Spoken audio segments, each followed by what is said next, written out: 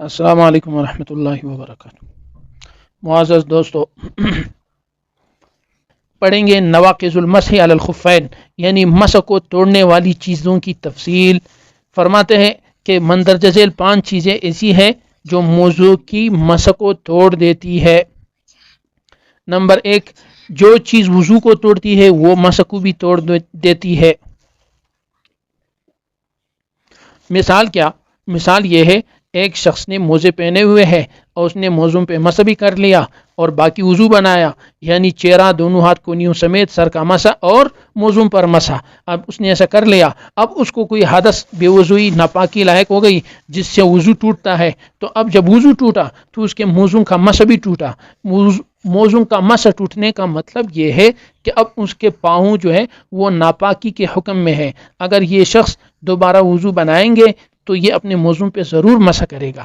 اس کا مطلب یہ نکلا کہ پاؤں اندر سے پاک صاف ہے لیکن موزوں پر مسح ضروری ہے۔ تو پہلا بات کہ وہ چیز جو مسح کو توڑنے والی ہے، ہر وہ چیز جو وضو کو توڑتی ہے وہ آپ کے موزے کی مسح کو بھی توڑ دیتی ہے۔ نمبر 2، موزوں کو اتار دینے سے بھی مسح ٹوٹ جاتا ہے۔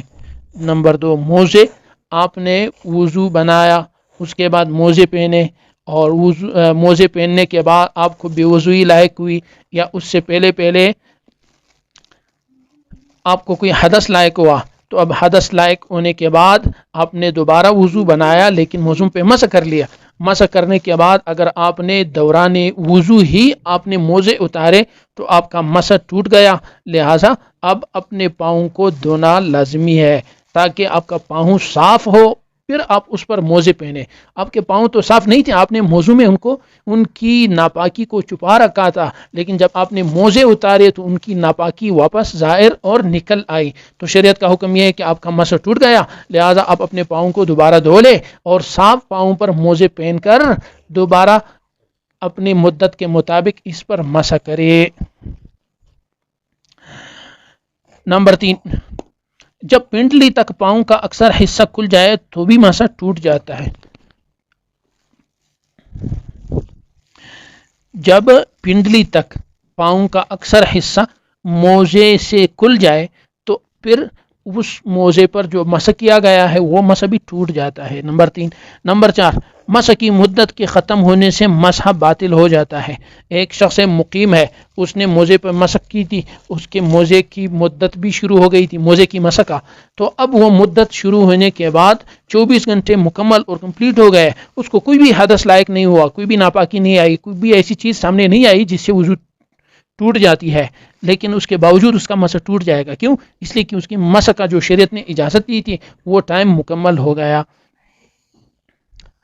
نمبر 5، جب پانی دونوں موضوع کے اندر داخل ہو کر دونوں قدموں میں سے کسی ایک کے اکثر حصے کو بھیگا یعنی تر کر کے دے تو مسح ختم ہو جائے گا۔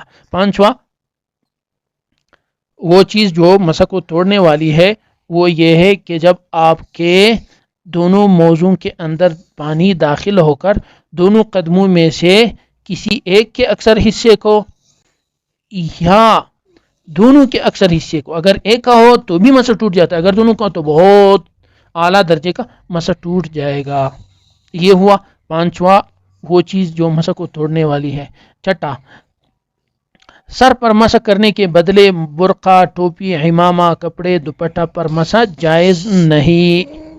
اور اس کے ساتھ ایک اور مسئلہ، مثال کے طور پر لوگ تو سر پر مسح کرتے ہیں، شریعت کا حکم بھی یہی ہے، تو آپ نے سر پر مسح کرنے کے بدلے اپنے برقعے پر، عورت ہے یا مرد ہے ٹوپی پر، یا کوئی عمامہ پہننے والے ہیں اس نے عمامہ پر، یا اس کے سر پر کوئی رومال باندھا ہوا تھا اس نے اپنے رومال پر، یا کسی عورت نے اپنے دوپٹے پر مسح کی، تو فرماتے یہ مسح جائز نہیں ہے۔ اور اسی طرح دونوں ہاتھوں کو گٹوں تک دھونے کے بجائے دستانوں پر مسح کرنا بھی جائز نہیں ہے۔ ایک شخص ہے وہ ایسے دستانے پہنے ہوئے ہے کہ وہ ان دستانوں پر مسح کر رہا ہے، کہ سوچ رہا ہے کہ میں ان کو دھوں گا نہیں بلکہ ان پر مسح کروں گا، تو ان پر مسح کرنا بھی صحیح اور جائز نہیں ہے۔